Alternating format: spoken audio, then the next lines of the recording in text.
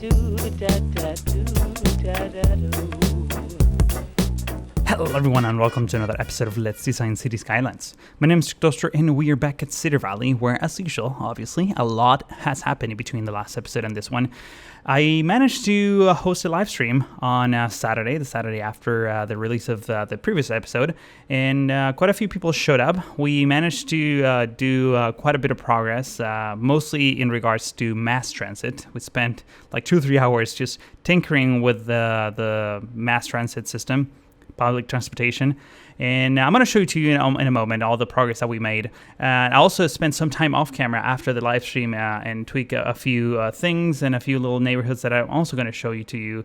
Well, actually one of them is the one you were just seeing a moment ago back there, as well as that little school by the freeway to your right. Almost sound like I'm on a bus tour or something. In any case, in this episode we're going to be working on a similar format than the previous one, which is time-lapse with commentary. It seems like a lot of people reacted really well to that, and to be honest, I'm not going to always do that format, just so you know. I'm going to keep it interesting and sometimes do more build on camera and then some more time-lapse with music or time-lapse with commentary. So I'm going to mix it up a bit, but I feel like we managed to accomplish quite a bit on the previous episode. A lot of progress has been made, and that brings us closer to our goal, which is the airport. But before we get to that, we need to fix a few things here and there.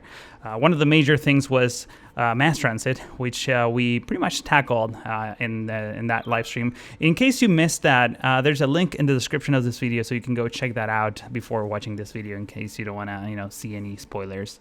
But other than that, let me just show you what we did there. So now it's getting really laggy here for some reason.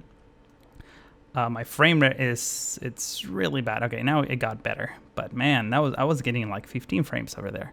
In any case, let's see. One of the major things that we did is, like I said, mass transit. So I'm gonna need to exit this mode. Let me show you this panel right here.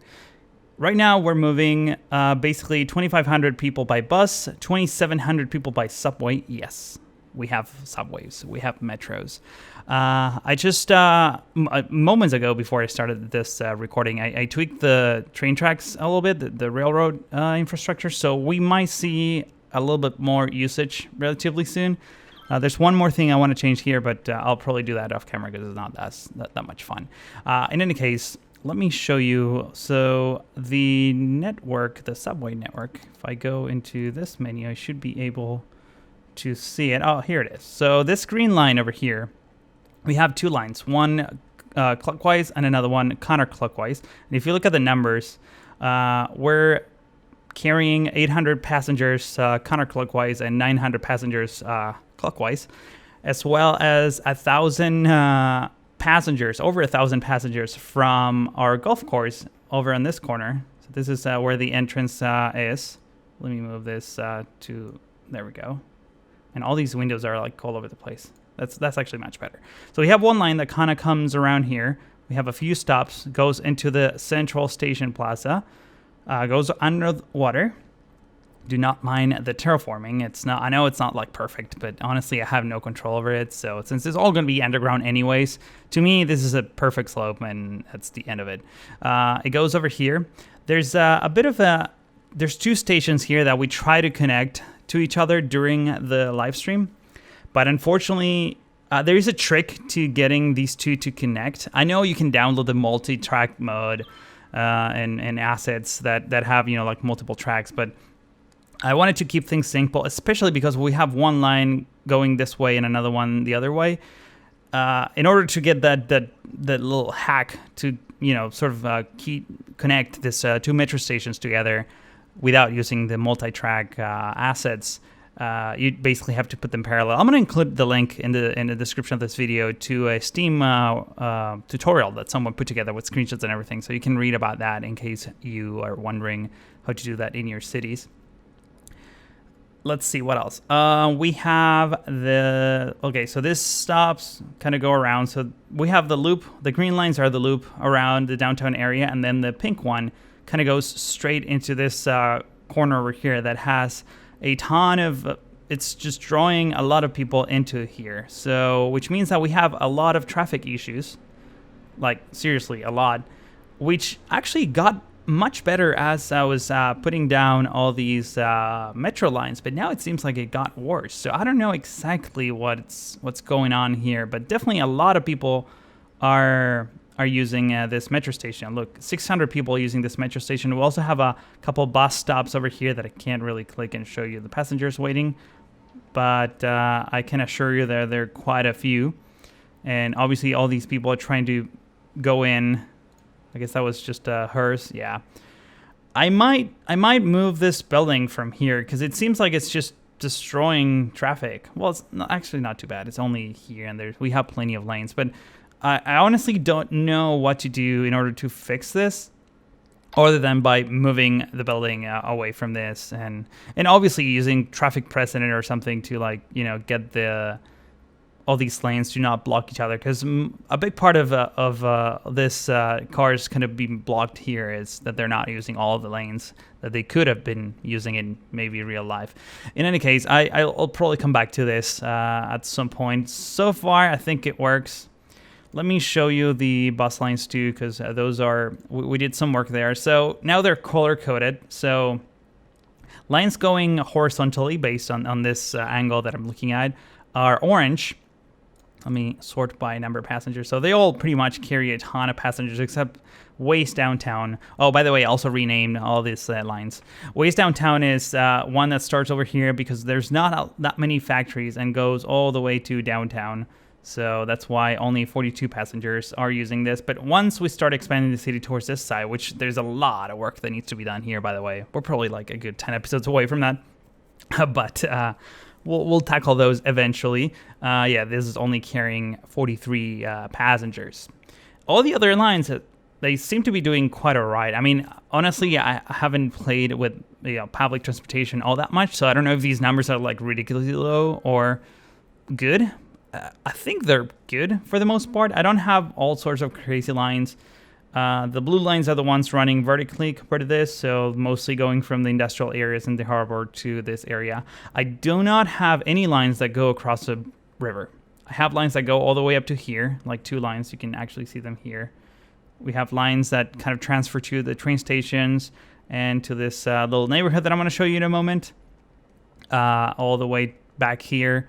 But that's pretty much it. I didn't want to like spam and have a million different lines because I don't think that's very efficient. I was also trying to like go with like a really somewhat realistic route, so that bus lines actually run on the same line. It's a loop, but they run on mostly on the same avenues, except some like blocks like here where they need to just turn around because of one-way streets. But other than that, I'm really happy with how this is working.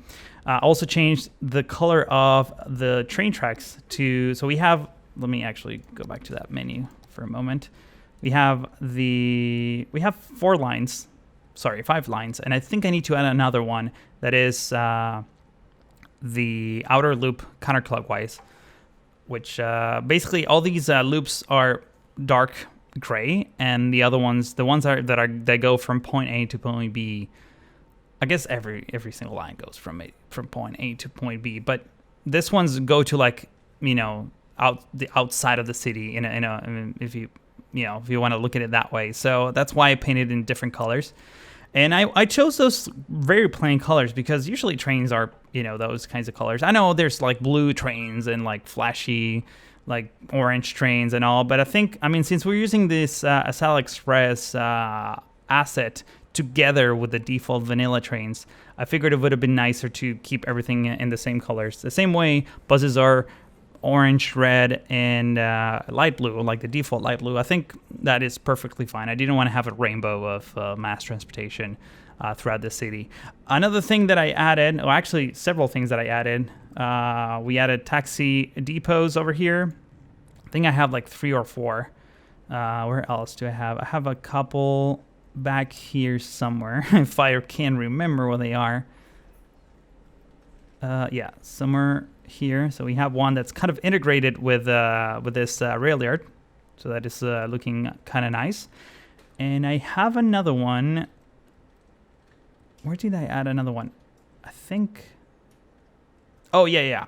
I added another one by the main central plaza station thing. So it's now taking up the space of a few parking lots. And, this adds a little bit more detail to the area, makes it a little bit more interesting.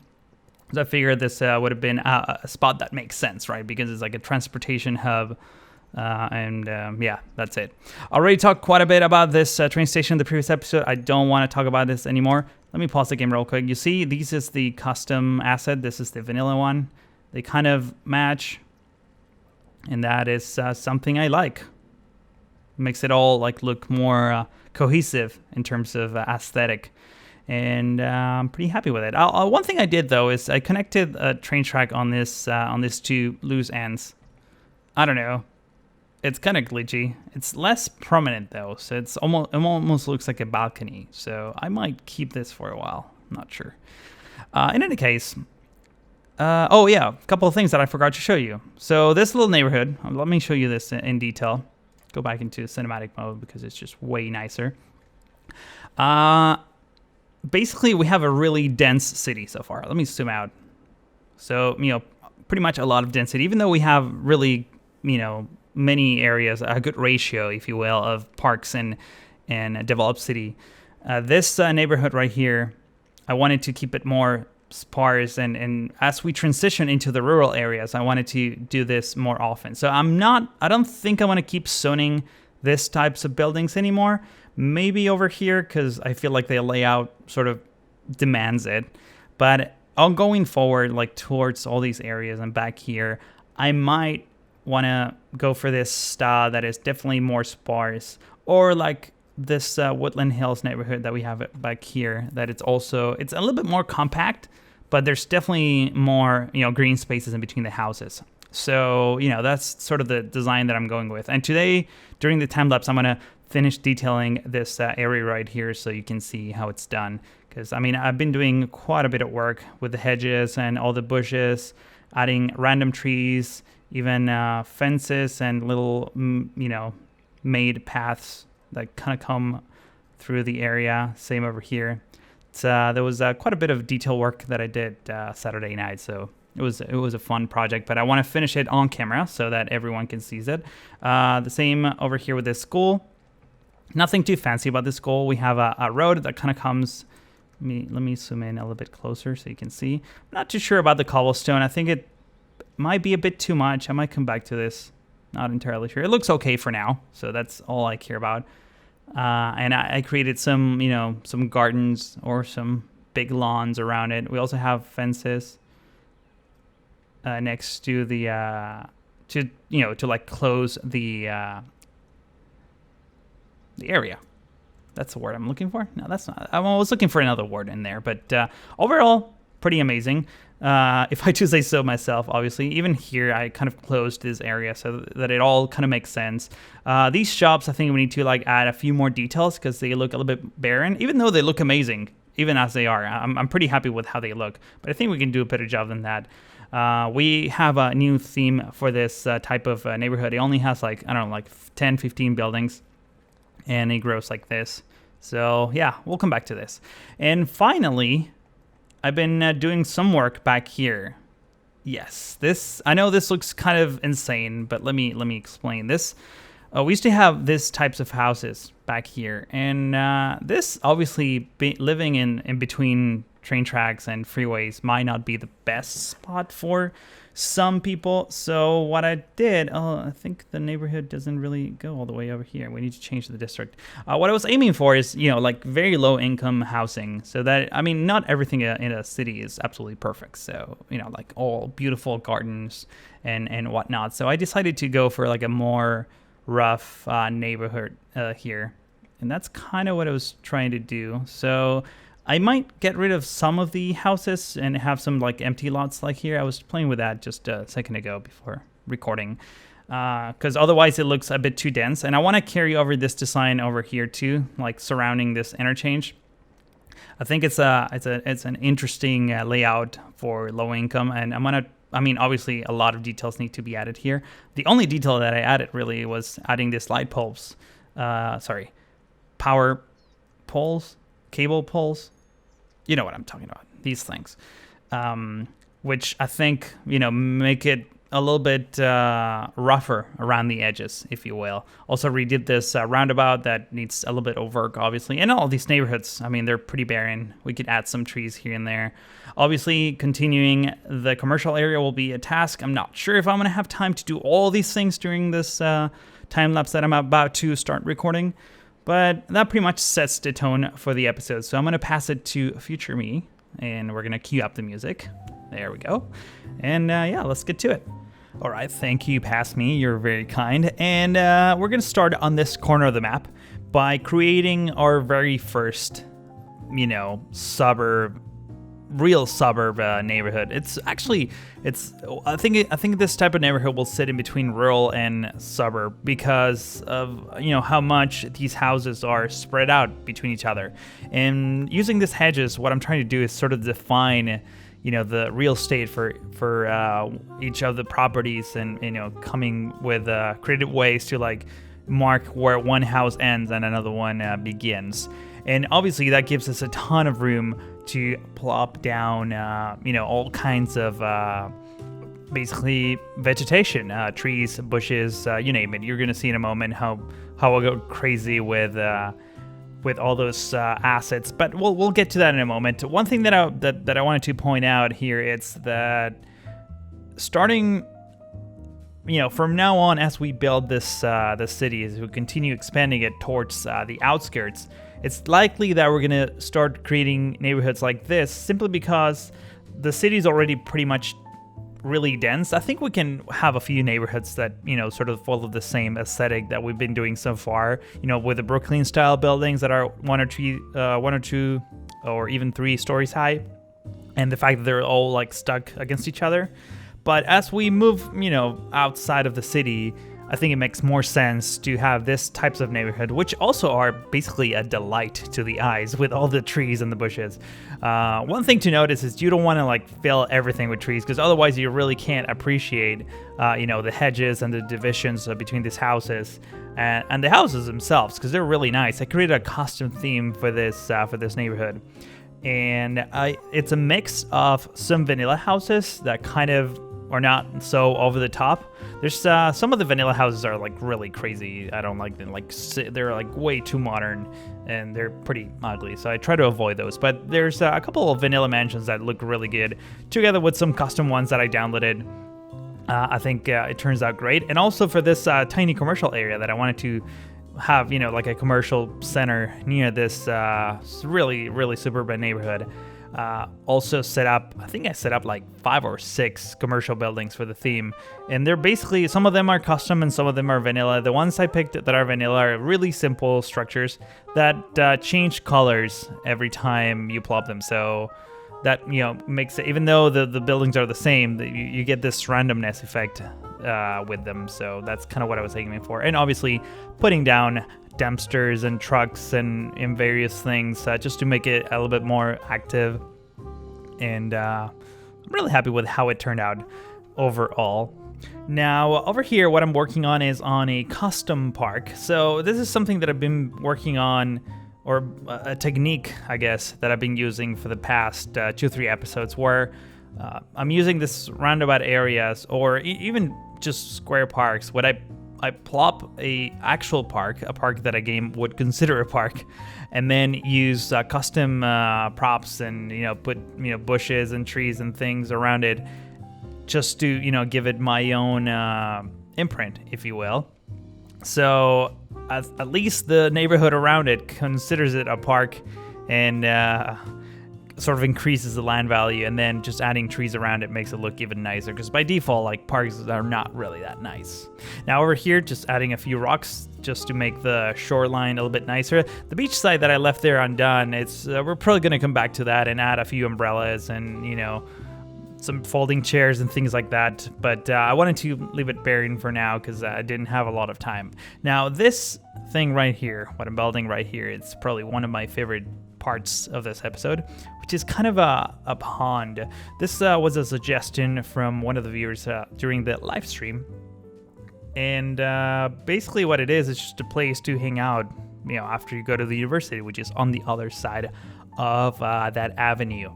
and obviously it was a perfect excuse to start putting down more bushes and rocks, and I was using this decals, this little stone and pebble decals around the perimeter of the water, which kind of make it blend in a nicer way than the default texture that appears when you just use water and grass. So I highly encourage you to check that out on your own, like maybe apply it to your cities.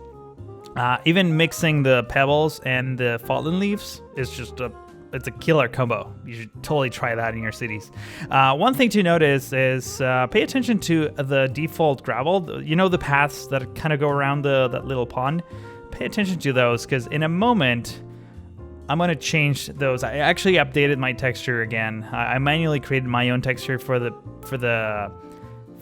path, for the pedestrian paths, because not the cement one obviously, but the gravel one, because I don't know, they felt like a little bit fake and like way too bright. So I went ahead and created my own, and I'm pretty happy with how it turned out. So yeah, since this was obviously recorded in multiple days, I guess is what I'm trying to say.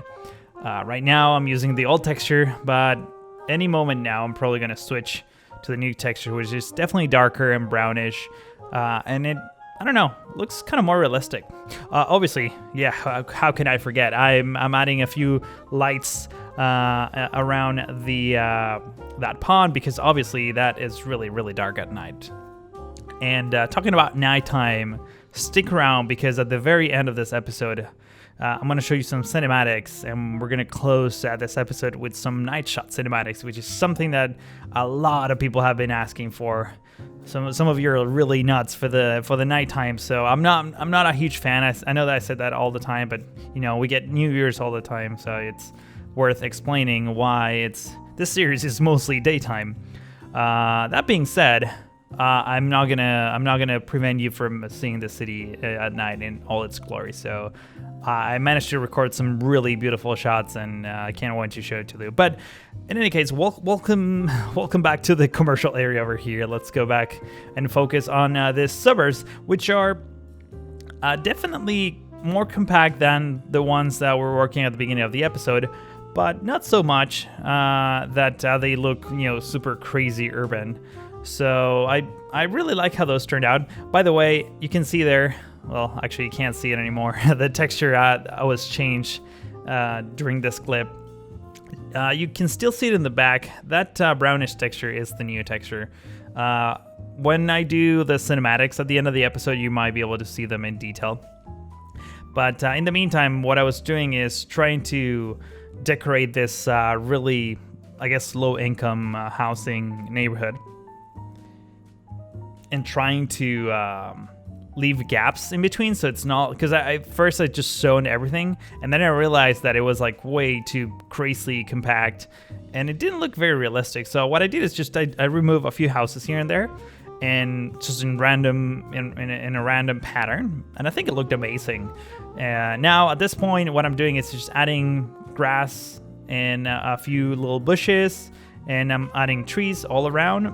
Just to, this is a really simple neighborhood. It doesn't have any fancy, vegetation or anything. It's just really barren plants, bushes, and grass. And that's it. Nothing else. And obviously, we're really close to the freeway there. So I decided to add fences, which, again, pretty simple layout. But it made a huge difference. After I added those, it just makes it even more realistic, because you wouldn't have a neighborhood so close to the freeway without a fence in the middle. Obviously living by the freeway is definitely noisy, but at least you get a cheap house. You get to have a house that is not that much. So, and that happens all the time. People do live by the freeway, so that's why I wanted to leave this neighborhood be low income. Simply also because it's like underneath the rail, all the train tracks. It's I think it's a combination of things that make this potentially a low land value neighborhood. Now, one thing I did is just a second ago. I forgot. The video's going so fast I can't even keep up. But I added some bollards to the exits, to basically the exit ramps, just to make it a little bit more nicer. I could have just left the fence, but I figured that area or those areas, because I think I'm gonna do another one of the exit ramps in just a second. I don't know. It made it look. It's a bit of a transition between the fence and the actual street. So adding the ballers there. Here, this is what I'm doing. That transition, I think, is just a killer transition. And finally, we're adding this poles, this light poles or electricity poles or energy poles. I know it has a name, but I can't remember right now. And I think I stumbled with that name in the previous clip and during the intro of this video, but do not mind that. I think usually neighborhoods, they're not that nice, have cables hanging. By the way, I grew up in a neighborhood like that. So if you live in a neighborhood like that, I'm not like, don't be mad. It's just not nice, right? Cables are pretty ugly. If you ever are in a city, just pay attention to blocks that do have cables hanging, like overhanging, and blocks that do not, and you'll see how nice the wireless, I guess we can call them wireless, even though they're probably underground, but you know what I mean. They definitely look nicer. Also, there's a huge difference in streets that have trees against streets that do not have trees. Pay attention to that in real life. You would, like, if you've never paid attention to those kinds of details, you'll be amazed by seriously the difference in aesthetics and how much a neighborhood can change if cables weren't around or if trees were indeed around. And that pretty much did it for that neighborhood. As we start going, so on the other side of the freeway, basically, of this super compact, low-income neighborhood, I'm going to keep extending sort of the same design and the same layout, but as we go out into this from the main downtown area, I'm hoping that those neighborhoods will start becoming even more and more sparse. So it will kind of grade in from like really compact, which is sort of what we have right now, to less and less and less until we merge into farmlands, which is something that's definitely coming. But I promise we'll tackle the airport first. One thing that I wanted to talk about too is I've been getting a lot of comments because I was just checking the comments from the live stream, which a lot of people watch apparently. I don't know if I'm guessing most of you didn't stick for the 4 hours. So I'm sure some of you did, but I'm sure many of you, the majority of you, didn't like sit for 4 hours watching the whole stream. But I did saw some of the comments from the previous video, and a lot of people were basically telling me, hey, you should get the multi-track subway stations. And I will. Eventually I will. Right now I fixed it in a simple way. I just move the stations apart and they don't touch each other, but people are still like going up on the street and then going back into the other station. So that works and that's fine. And it's until I get the multi-track stations, I'll probably leave it like that, and it's definitely not a priority of mine getting that. So don't be mad. Definitely traffic has improved quite a bit. Mass transit in general is being used a ton. I think we're covering the major areas that need to be covered. So I'm excited about that because it's definitely having an impact on the city, even though we only did add a few subway lines and mostly bus lines. Over here, this commercial area, one thing I'm creating a custom playground over there, obviously, and I put fences around it because you don't want kids to like run around into that massive avenue. And finally, over here, what I'm doing is I'm just spamming the whole parking lot with cars because these are all dealerships, so it makes sense that their lots will be mostly full. Even though some of the lines don't really match, I need to come back to that and fix them probably off camera. But what I did is just add cars pretty much throughout, and that alone already made it look really, really a lot more realistic. But as we wind down this time lapse, I'm going to leave you with some beautiful cinematics, and I'll come back just at the end of this episode.